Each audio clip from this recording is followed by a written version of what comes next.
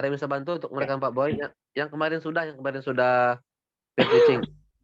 Udah ya Pak? Udah belum? Udah kayaknya.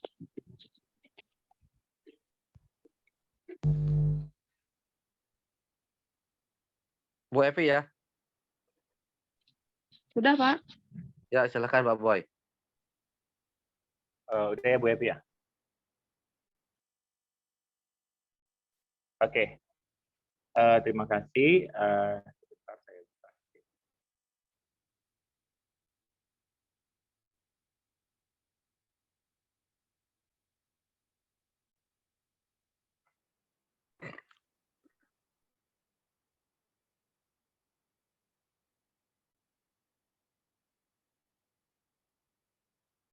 Baik, Assalamualaikum warahmatullahi wabarakatuh. Selamat. Waalaikumsalam warahmatullahi wabarakatuh. Waalaikumsalam warahmatullahi wabarakatuh.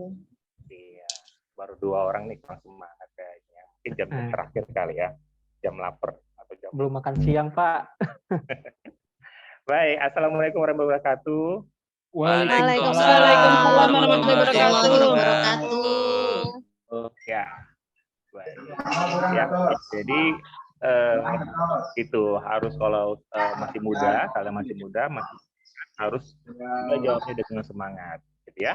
Nah, hari ini kita akan mulai belajar melanjutkan teori kita. Sebelum mulai, kita doa dulu yuk, ya. Coba saya minta Ahmad. Ahmad, tolong pimpin doa, nak. Ada apa nih, Pak? Ada 2, Pak. Asup ya, Asup. Baik, teman-teman, sebelum dimulai pembelajaran, kita berdoa dulu. Berdoa dimulai. Selesai, beri salam. Assalamualaikum warahmatullahi wabarakatuh. Nah, kemudian coba lihat kiri kanannya, apakah ada yang absen nggak teman-teman kita di sini? Kasihan kan, ketinggalan. Nihil, Pak. Hadir semua, Nihil, Pak. luar biasa. Dong buat kelas kita. Wah, luar biasa. Nah, begitu ya, harus tetap hadir ya, biar bisa mengikuti pelajaran dengan baik. Nah, hari ini kita belajar mengenai asam basa, gitu ya. Tapi sebelumnya ini Bapak pengen bertanya-tanya terlebih dahulu nih, ya. Waktu di kelas 10 kita sudah belajar mengenai larutan elektrolit, begitu. Nah, siapa tahu apa itu larutan elektrolit? Larutan yang bisa menghantarkan listrik. Larutan yang bisa menghantarkan listrik, bukan menghasilkan listrik ya. Soalnya kemarin ada bilang menghasilkan listrik, nggak bisa. Menghantarkan listrik. Larutan elektrolit. Oke, benar, Dede. Contohnya apa, Dede? Garam dapur, buat larutan garam dapur. Wah, tepuk tangan membuat Dede. Luar biasa ini ya. Oke, satu orang lagi nih. Kalau larutan non elektrolit itu apa ya? Tidak dapat menghantarkan listrik. Tidak menghantarkan listrik, lawan dari elektrolit ya. Contohnya apa? Neng ini yang juara 1 selalu kayak. Temennya garam, Pak. Temennya garam, gula. Oh, gula. Benar ya. Temennya kopi, Pak. Benar. Nah, apa hubungannya dengan pelajaran kita hari ini ya? Salah satu senyawa elektrolit itu adalah asam, benar? Nah, masih ingat nggak waktu praktikum kita yang nyala-nyalain lampu itu? Kan ada HCl, contoh larutannya. Coba saya tanya Ani. Ani masih ingat nggak waktu pakai contoh larutan HCl, lampunya nyala nggak? Nyala, Pak. Terang. Nah, terus ada nggak gelembung-gelembung di elektrodanya? Ada, Pak, gelembung-gelembung di elektrodanya. Nah, kira-kira kenapa HCl itu bisa menghantarkan listrik ya, Ani? Karena HCl itu terionisasi, Pak, di dalam larutan. Oke, pinter. Karena dia terionisasi, artinya ada zat tersebut terion, mengion ya. Benar nggak ya? Mengion, terionisasi artinya ya. Nah, ion ada 2. Apa saja itu? Ion positif, ion negatif, Pak. Ion positif dan ion negatif. Begitu ya. Nah, apa hubungannya dengan hari ini? Kita mau menindaklanjuti tentang asam. asam dan basa begitu. Ya, nanti kalian akan belajar di sini kenapa dengan asam, apa karakterisasinya, bagaimana dia, apakah dia menghasilkan ion atau tidak begitu. Ya. Nah, tapi sebelum mulai saya kasih pretest nih dulu ya. Pretest untuk ini hanya awal saja ya, jangan deg-degan ya. Hanya sebatas pengetahuan saja, tidak masuk nilai kok. Jadi jangan khawatir ya, nggak masuk nilai, tapi masuk rapot bukan ya. Tapi nggak masuk nilai juga ya.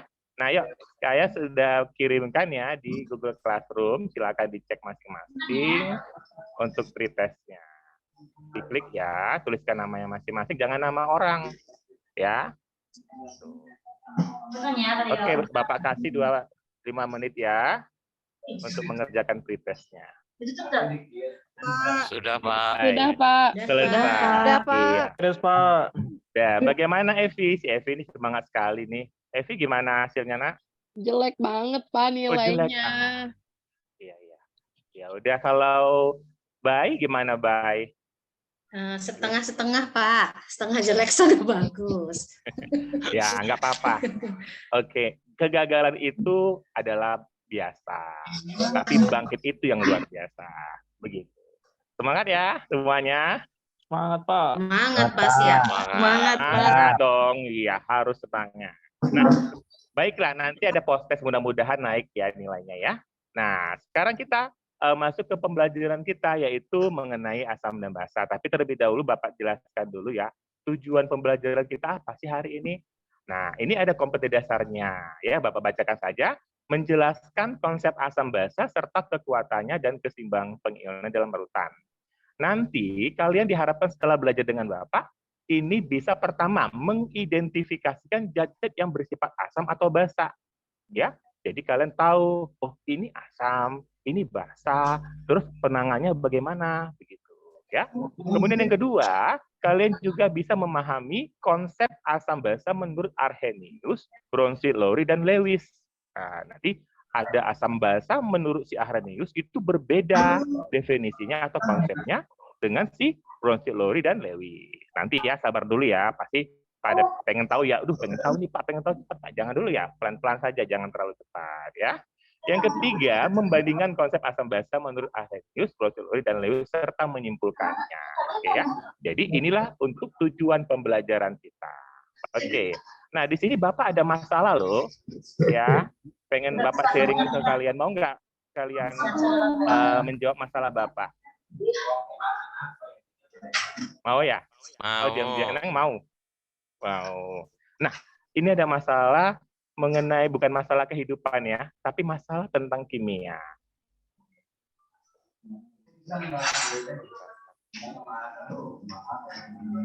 Nah, coba ini ada gambar pertama dan gambar kedua. Oke, Elni, tolong ini gambar pertama apa yang menurut Elni ini ya? Yang gambar pertama di sebelah kiri. Itu hutan gundul, pohonnya Hutan daunnya nggak ada, Pak. gundul. Apanya nggak ada? Maaf. Daun-daunnya. Daun-daunnya. Baik-baik. Ini masalah pertama. Kira-kira menurut Elni kenapa ya nggak ada daunnya? Ada orang iseng kali ya yang motong-motongin kali? Atau bagaimana? Pada rontok kali, Pak, kena hujan asam. Oh, pada rontok karena hujan asam. Oke, saya keep dulu ya, simpan dulu jawaban Elni ya. Coba gambar kedua. Saya ingin bertanya kepada Ahmad Fauji. Ahmad Fauji katanya ini ranking 2 ya di kelas ini. Ayo Ahmad Fauji, ini gambar kedua apa ya? Nah? Bohong Pak kalau ranking 2. Pak. Apa? Itu gambar ikan mati kayaknya Pak ya, ikan-ikan pada mati ya. Gambar ikan mati, ya benar. Iya benar. Benar ya, gambar ikan mati. Kira-kira apa penyebabnya ya?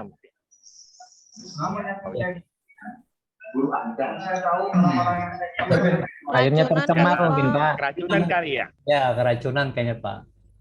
Baik. Iya, jadi tadi jawaban Ahmad Fauji mengatakan ini ikan mati karena keracunan. Bisa prediksi nggak keracunan karena apa? Ahmad Fauji. Limbah, Pak, limbah pabrik. Limbah, oke, boleh limbah, pinter. Apalagi? Air sabun bisa nggak ya, Pak? Air sabun, pinter. Baik, iya. Itu banyak ya penyebabnya ya. Begitu ya. Nah, tadi Elni yang gambar pertama mengatakan hujan gundul dikarenakan adanya hujan asam.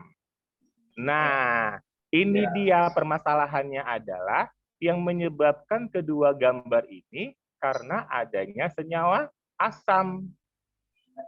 Gitu. Seperti tadi kan ikan ini juga mati karena memang dia keracunan. Keracunan apa? Karena keracunan asam. Begitu. Ya, ini permasalahan kita. Aduh, nah kita udah tahu ini karena penyebabnya masalahnya gitu, asam gitu. Nah, coba ini kita mau brainstorming. Kira-kira kalau ini penyebabnya hujan asam, apa solusinya ya? Boleh saya minta pendapat Dede? Kalau ini ada hujan asam nih di gambar pertama, ya, dia jatuh ke tanah. Apa yang kamu lakukan, Dede, untuk supaya jangan itu bisa menyebabkan kematian pada tumbuh-tumbuhan? Gimana Pak? Gimana? Oh, Kurang pertanyaannya saya fokus nih ulangi Pak. ya. Kurang fokus ya, Ya, Pak. ya. Kurang fokus nggak apa-apa deh. Yang apa-apa kemarin nonton bola ya, Dede ya? Iya, Iya gara-gara Pak. nonton bola Begadang nih. terus. Begadang terus. Nah, ini di gambar pertama, tadi benar ya, Iya. kita sepakat ini penyebabnya adalah senyawa asam ya. Nah, karena hujan asam begitu. Nah, kira-kira menurut Dede, ya ketika datang hujan asam, apa yang kita tuangkan ke dalam tanah ini agar dia nanti tidak menyebabkan kerusakan pada tumbuhan? Oh, dikasih pupuk Pak, biar suasananya Dikasih basah jadi pupuk. netral gitu. Sip. Nah, itu dia analisa Dede luar biasa. Kenapa dikasih pupuk? Karena pupuk mengandung bersifat basah. Jadi kalau Bersifat asam basah. sama basah, ya. Jadi kalau asam sama Nah, ketemu oke. basah, jadi netral gitu Pak. Sip. Ya, itu dia. Oke, Dede ya, benar ya. Karena nanti kalau ada asam berarti kalau untuk menetralkan pakai basah. Nah, hari ini kita mau bahas apa sih pengertian asam dan basa itu, ya kan? Tadi kan, aduh, ini asam. Gimana cara mengetahuinya, Pak? Kemudian tadi kita sepakat, oh, ya ini asam untuk menetralnya pakai basa. Begitu. Nah, asam basa itu apa sih? Nah, mari kita lihat di sini penyebab atau permasalahan kedua ya. Nih, Bapak sering membuat masalah nih jadinya. Nah, ini asam lambung. Jadi apa yang kalian pelajari di sini, nanti ini akan kita pelajari. Nah, perhatikan di sini gambar pertama. Ini ada orang yang sedang naik asam lambungnya. Siapa di sini sering asam lambung? Telat makan kali ya. Gimana masalahnya? Banyak ya asam lambungnya. Nah, ini kita lihat gambar kedua. Ada asam lambung, asamnya yang gambar kedua di sini ya. Gambar kedua di sini, asamnya terlalu banyak di lambungnya sehingga menyebabkan asam lambung begitu. Makanya kita memakan apa obat asam lambung? Siapa tahu? Kalau Roma. MGOH, Roma. Roma. Milanta. Kalau kamu asam lambung nggak mungkin minum jus ini, nggak bisa nggak dengan minum jus jeruk? Jeruk Pak. Nambah asem, Pak. Makin asam dong, bener. Jadi makin ini dong ya, sakit gitu ya. Jadi kita gunakan sesuatu yang bersifat basah. Nah, tadi sebut lagi asam basah. Asam basah itu apa sih pengertiannya? Nah, ini kita simak video. Apa sih asam basah? Nanti melalui video ini ya, saya akan putarkan melalui video ini. Kalian harus bisa mengetahui apa contoh asam dan apa contoh basah ya. Kita putar videonya ya. Memang pada akhirnya kejadian sampah itu bukannya ada kayak Google memang Google kan memang base-nya knowledge bukan base sebetulnya biasanya apa gitu ya. Ya masuk Google tapi itunya lagi ambil kan gitu.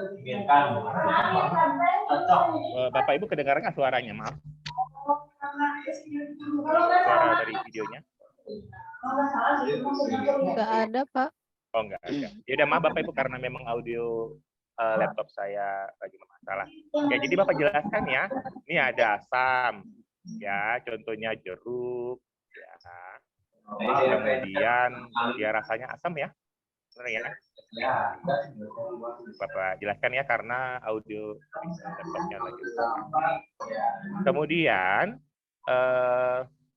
kita lihat di sini asam itu atau perasa asam senyawa asam, di mana kalau rasa pati itu senyawa basa. Itu teh bulan katakan dikit tapi selalu masuk kali tamatnya.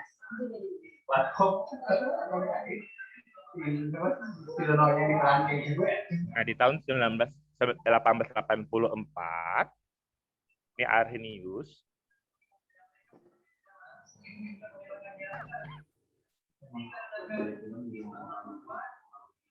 menemukan apa itu asam. Nah, asam itu adalah sebuah senyawa yang melepaskan ion H+ atau menerima pasangan elektron.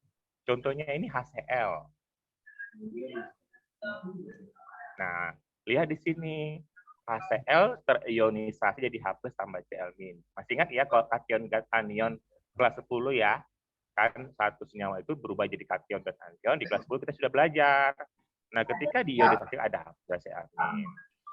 Nah, basa itu sebuah senyawa yang melepaskan ion. Udah. Tinggal di matiin ya Kang ya. Dicek dulu nggak? Hah? Dicek dulu atau tidak? Nah, kemudian ini asam dan basa bisa bereaksi netralisasi menghasilkan garam.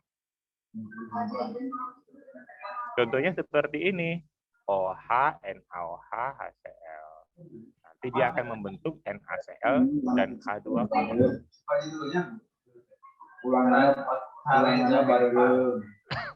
Ulangannya baru ya.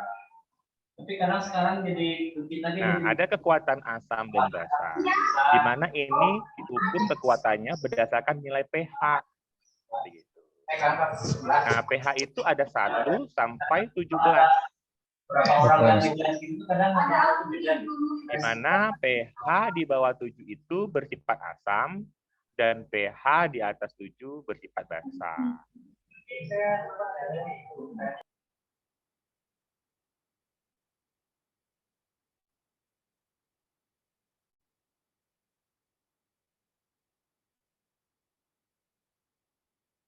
Baik.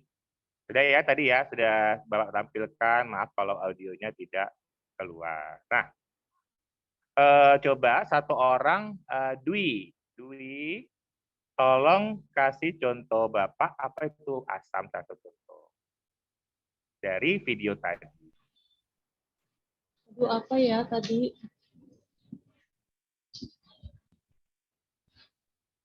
Apa Bapak? Dwi tidur Pak tadi Pak. Oh, Dwi tidur. Udah nggak apa-apa ya, mungkin juga nonton bola. Iya Bapak ngantuk. Elmi lah, Elmi. Hadir Pak. Elmi. Contohnya ya Pak ya.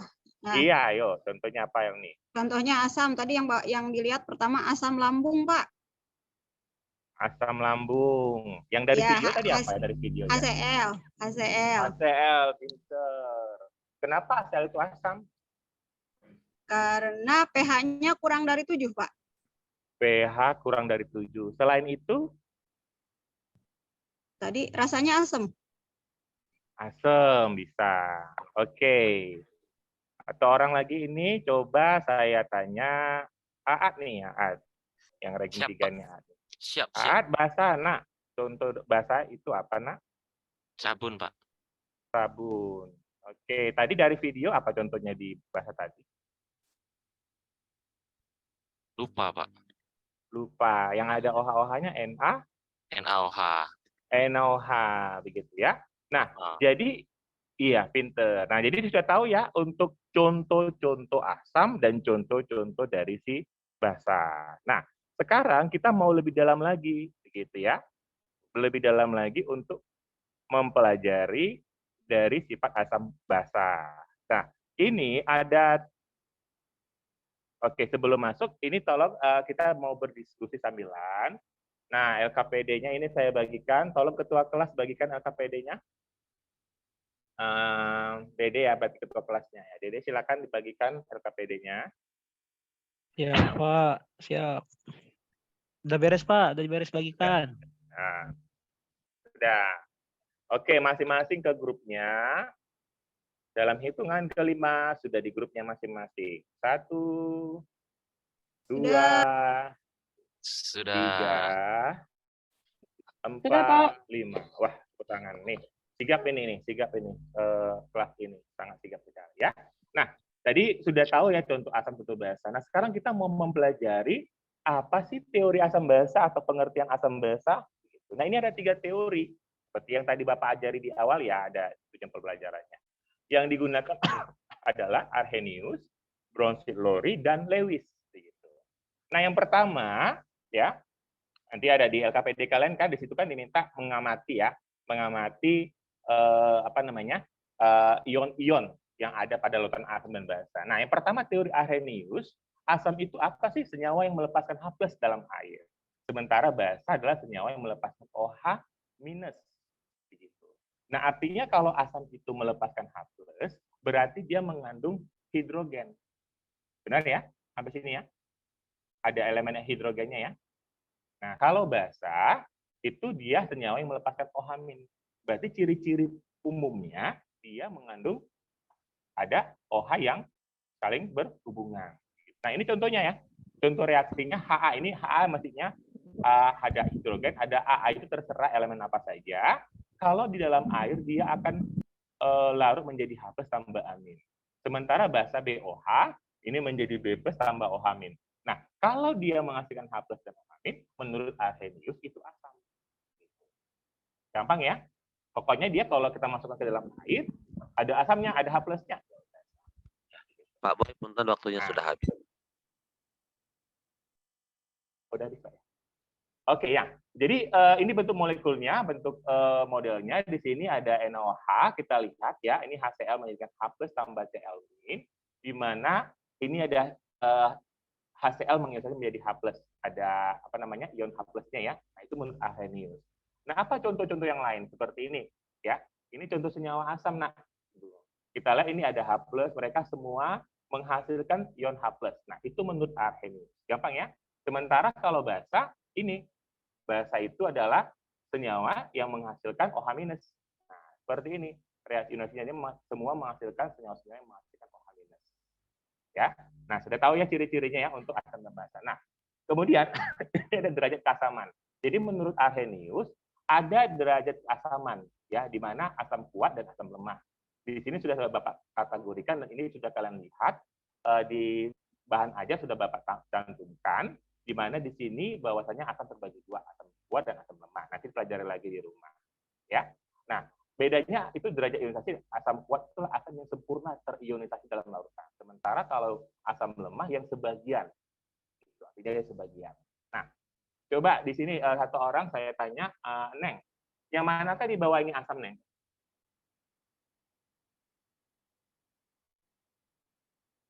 Neng ke kamar mandi, Pak. Ya, Pak. Baru. Apa, Pak? Neng, ini saya pertanyaan dari soal nih, kalau tadi menyimak Bapak, yang manakah di bawah ini senyawa asam? HBr, Pak. HBr. Kenapa, nak? Karena ada H-nya, Pak. Ada H-nya. Tapi ini C6H12O6 ada H-nya. Kalau HBr ini bisa diuraikan, Pak, bisa diionisasi menjadi H+ dan Br-. Ya. Kalau yang C6H12O6 nggak bisa diionisasi, Pak. Tidak terionisasi. Pintar ya. Jadi yang C6H12O6 ini walaupun ada hidrogennya, dia tidak terionisasi. Ya. Nah, itu yang pertama. Nah, sekarang kita belajar kembali lagi yang kedua, menurut Bronsted-Lowry. Ya. Apa itu menurut Bronsted-Lowry? Asam adalah pendonor proton, basa adalah aseptor proton. Ya.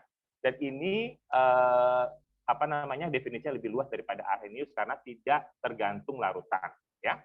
Nah, contohnya adalah seperti ini. Nah, perhatikan di sini untuk senyawa NH3 tambah H2O masuk NH4+ tambah OH-. Lihat kata kuncinya sebelum dan sesudah. NH3, perhatikan di sini, NH3 menjadi NH4. Dia menerima H+ atau membuang H+ ya? Menerima. Menerima. Kalau menerima H+ atau proton namanya basa. Simpel ya? Nah, lihat H2O. H2O sebelum itu formulanya H2O menjadi OH-. Nah, Ahmad Subandi, coba perhatikan. H2O menjadi OH minus di sini, dia itu kehilangan H plus atau menerima H plus? Kehilangan, Pak. Kehilangan berarti dia pendonor. Ya udah, itu bersifat asam. Gampang ya. Jadi kata kuncinya sebelum dan sesudah, nggak usah repot-repot. Jadi sebelum dan sesudah, kita lihat aja sebelum, sesudah. Kalau naik H plus-nya, ada H-nya bertambah, dia itu berarti penerima basa. Tapi kalau berkurang H plus-nya asam. Gampang ya untuk menurut Lori ya. Kemudian selanjutnya adalah menurut ini ada asam basa konjugasi begitu. Nah, saya jelaskan saja ya, asam konjugasi adalah basa yang telah memperoleh ion hidrogen atau H+, sementara basa adalah asam yang telah memberikan proton. Seperti ini. Ini asam, ini basa. Nah, pasangan asam adalah basa konjugasi. Kenapa? Karena basa konjugasi itu adalah asam yang awalnya dia kehilangan hidrogen atau H+. Apa ya? Itu basa konjugasi. Nah, kalau asam konjugasi adalah yang awalnya basa sudah menerima H+. Begitu. Ya. Nah, itu untuk asam basa konjugasi. Nah, terakhir kita bahas mengenai asam basa Lewis.